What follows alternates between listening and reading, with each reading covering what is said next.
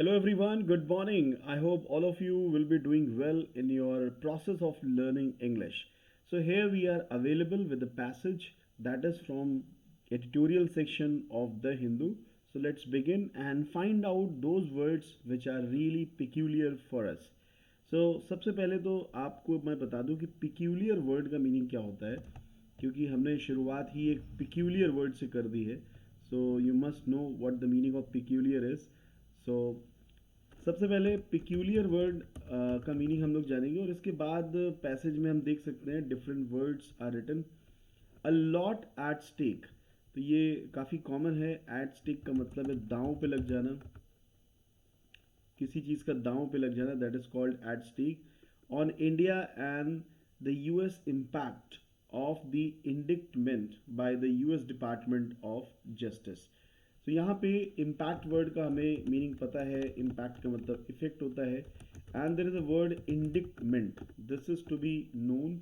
And we also have the word by the US department of justice. So this is clear. India's reputation, reputation का मतलब है जो India का जो अपना महत्व है, इंडिया की जो वैल्यू है, as a principled power is at stake after the indictment. So INDICT spelling ध्यान से देखिए. इंडिक्टमेंट, सो इंडिक्टमेंट का मतलब होता है कलंक, किसी के ऊपर ब्लेमिश चार्जेस लगाना, दैट इज कॉल्ड कलंक. इंडिक्टमेंट, कलंक को हम एस्पर्जन भी कहते हैं और हम इसे कह सकते हैं blemish, blemish charges, right. This is called कलंक इन हिंदी, कलंक, राइट. इंडिक्टमेंट को रिलेट करने के लिए सबसे अच्छा तरीका है इनडिक्ट. डिक्ट का मतलब डिक्टेशन, ठीक है, इंडिक्टेशन. तो डिक्टेशन अगर आपको दी जा रही है और आप अच्छे से परफॉर्म नहीं कर रहे हैं, so this becomes an indictment on your studies. Impact is effect, that is प्रभाव. So this is known to everyone. प्रभाव होता है इसका मीनिंग इम्पैक्ट. एंड एट स्टेक का मतलब होता है एट दांव पे लगा होना, किसी चीज़ का एक सर्टेन लेवल पे वो रिस्क पे होना. एट स्टेक मतलब at risk, STAKE, stake. So we can simply say at certain risk, at risk of losing. अगर कोई चीज़ दांव पे लगी है, दांव पर लगा होना. एंड पिक्यूलियर वर्ड मैंने आपको बता दिया, जो अनफेमिलियर वर्ड्स हैं, अनअक्वेंटेड वर्ड्स हैं, उनको हम लोग कहते हैं peculiar words. They are unacquainted. So you have understood meaning of these words. And peculiar को हम लोग रिलेट कर सकते हैं पिक से. पिक क्यों ली? If something is unfamiliar then why did you take its pick, right. अगर कोई पिक्यूलियर पर्सन आपकी पिक ले तो आप कहते हैं you are peculiar person, why have you taken my pick. So India's reputation as a principled power is at stake after the indictment. आइए जानते हैं क्या है indictment. A lot at stake on India and the impact of the indictment by the US Department of Justice. India's reputation as a principled power is at stake after the indictment. The impact of the 15-page indictment filed by the US Department of Justice against an Indian national believed to be directed by an Indian government official for attempting an assassination pilot plot. So यहाँ पे assassination word है, this is to be noticed. assassinate से बना हुआ है, assassinate. तो assassinate का मतलब है किसी अधिकारी की, किसी important व्यक्ति का कत्ल कर देना. So this is called assassination. This word is noun. मतलब जिस व्यक्ति का एक इम्पॉर्टेंट रोल है उसका अगर कत्ल कर देना, this is called assassinate. assassinate. So assassinate मतलब हत्या करना, to kill someone, to murder someone, an important person. assassination वैसे तो मर्डर ही होता है, बट assassinate वर्ड यूज होता है उन लोगों के लिए जो बहुत ही स्पेशल होते हैं. जैसे एक किंगडम में अगर रेजिसाइड हो जाए, इसे वर्ड हम कहते हैं रेजिसाइड भी, right. So this is called assassination. Against US based Khalistani separatist Gurpatwant Singh Panun. Gurpat once saying Panun is likely to be felt in more than just the US and India. The indictment is based on the details of communication between the accused and illicit drugs. Illicit means illegal, जिनका कोई legal base ना हो, this is called illicit. Spelling पे ध्यान, ILLICIT, illicit मतलब जो illegal है, अवैध है, गैर कानूनी है, that is called illicit. So this word is to be noted down here, illicit. This is an adjective and this is illegal. And arms dealer Nikhil Gupta with a serving senior Indian government intelligence officer who is identified but unnamed, as well as with two men in the US who were allegedly engaged. Allegedly का मतलब है कथित रूप से, जिनका नाम स्पष्ट रूप से आया हो, that is called allegedly. Allege, ये जो वर्ड है allege मतलब किसी चीज को कथित रूप से कहना, दिस इज कॉल्ड एलेज. इसी से बना एलेजली. आरोप लगाना, allege means to charge someone, और बिना सबूत के आरोप लगाना. Allege is a verb to charge someone without evidence. Engaged to kill Mr. Panun, the twist in the tale, unreported on so far in the US or Canada, is that the two US based men were working for US law enforcement, making it clear that American agents have been following the investigation since at least May. There have been meetings between the US President Joseph Biden and Prime Minister Narendra Modi. Other senior officials have met too since then. The allegations का मतलब है दोषारोपण, जो भी दोष हैं. Actually ये word एलिगेट से ही बना है, एंड एलिगेट वर्ड जो है वो है वर्ब आपका allegate. So this is ALLEGATE. Allegate is a verb. किसी को एलिगेट करना मतलब उस पर दोष लगाना, एंड एलिगेट से ही बना है एलिगेशन, बना है दोषारोपण. एलिगेटर्स इसी से बना है जो दोष लगाते हैं. This is also noun and this is allegation.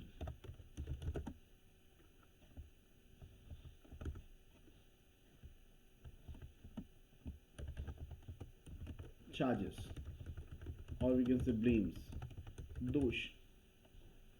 Alright guys, let's continue. After this word, raise troubling questions about how much was shared between the two countries and whether the Modi government, which had been outraged by similar allegations made by Canadian Prime Minister Trudeau, has been less than honest about what it knows. If the government had knowingly authorized the targeting of Sikh separatists who are on India's UAPA terrorist designation list, then that implies a dramatic change in Indian policy, which it should be more upfront about. Upfront का मतलब है और भी स्पष्ट, और भी सामने रखा होना जिस चीज़ का, एकदम upfront मतलब बिल्कुल भी उसमें कुछ hidden ना हो. This is called upfront. निष्कपट, candid, ईमानदार, that we can say. This is upfront. This is candid.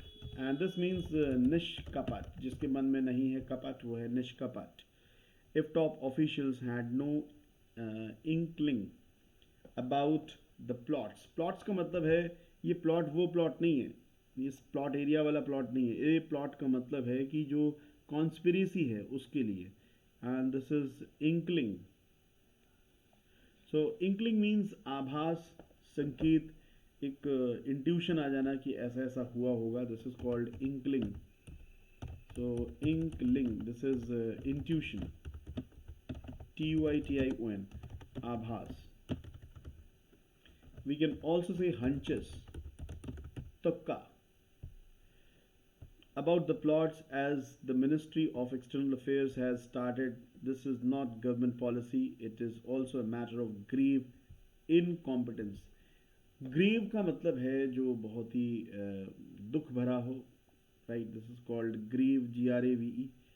and गंभीर है, घोर है, very serious matter. So this is called grieve. Serious, गंभीर. इनकॉम्पिटेंस का मतलब है नाकामी. इसे हिंदी में नाकामी कहते हैं कि ये चीज़ हो नहीं पाई. इनकॉम्पिटेंस. एंड कॉम्पिटेंस का मतलब है कामयाबी. इन हिंदी वी कॉल इट नाकामी. एंड रग ऑफिसर्स. रग का मतलब है जो दुष्ट हैं. इसे कई लोग रोग पढ़ते हैं तो but we can say ROGUE rogue officers. So that roguery मतलब दुष्टता भी होता है. दोगला बदमाश. Rogue officers. We can call it nefarious or wicked. दुष्ट. ROGUE rug. So this is nefarious or we can say wicked. Dusht. Alright, let's proceed further. And if however the US's and Canada's allegations are unfounded and Indian officials are not linked to the plots, then the government needs to furnish evidence. Evidence का मतलब है सबूत और furnish का मतलब है उस चीज़ को प्रस्तुत करना. जैसे आपने सुना होगा fully furnished. सो सुसज्जित करना, उसको अच्छे से डेकोरेटेड तरीके से प्रस्तुत करना. सो this is furnish is a verb and this means to present something in decorated manner. To present in decorated manner. and इसी से मिलता जुलता एक वर्ड है flourish. एंड फ्लरिश का मतलब है वर्ब. जिसका मतलब है टू प्रोग्रेस, फलना फूलना. दिस इज कॉल्ड फलना फूलना. मतलब बेहतर ढंग से फलना फूलना. फ्लरिश. फ्लावर से हम करेक्ट कर सकते हैं. In case any management of public messaging in the matter specially India's reaction to Canada versus the US appears inconsistent. Consistent का मतलब है लगातार. इनकंसिस्टेंट का मतलब है इन फिट्स एंड स्टार्ट्स. ये ईडियम है. inconsistent. This is in fits and starts. मतलब not regular. Inconsistent. इसी से मिलता जुलता एक वर्ड आता है incessant. incessant का मतलब है regularly, मतलब consistent. राइट. इसको हम लोग रिलेट कर सकते हैं कि सेशन अगर आपका चल रहा है तो हमें हमारा ध्यान incessant होना चाहिए. दोनों ही एडजेक्टिव हैं. दोनों ही यहाँ पे एडजेक्टिव हैं और incessant भी एडजेक्टिव है. एंड ये जो वर्ड था रग, दिस इज नाउन दोषी. So these were the words and you have gone through this passage. I hope you had a great experience. और इसे पढ़ने का जो ढंग है वो ऑलरेडी मैंने डिस्कस किया हुआ है कि आपको हेडिंग तेज आवाज़ में पढ़ना है, देन सब हेडिंग पढ़ना है, देन कंटेक्स्ट पढ़ना है. पंक्चुएशन को बेहतर तरीके से फॉलो करना है. A lot at stake on India and the impact of the indictment by the US Department of Justice. Newspaper reading बहुत ही इंटरेस्टिंग है और आपको बहुत कुछ सीखने का मौका देती है. सो एक पैसेज आप डेली पढ़िए और इसी के साथ आप अपने कम्युनिकेशन स्किल्स को और इम्प्रूव करने के लिए हमारे टेलीग्राम ग्रुप से जुड़ सकते हैं. इसमें आपको सारे वीडियोस मिलते रहेंगे. जितने भी वीडियोस हम पब्लिश कर रहे हैं वो आपको मिलते रहेंगे.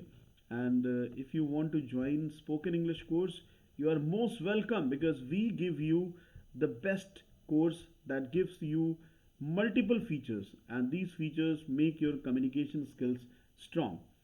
We cover basic grammar जो आपके structures को, आपके syntax को confident बनाता है. आप अपने sentences अच्छे से frame करते हैं.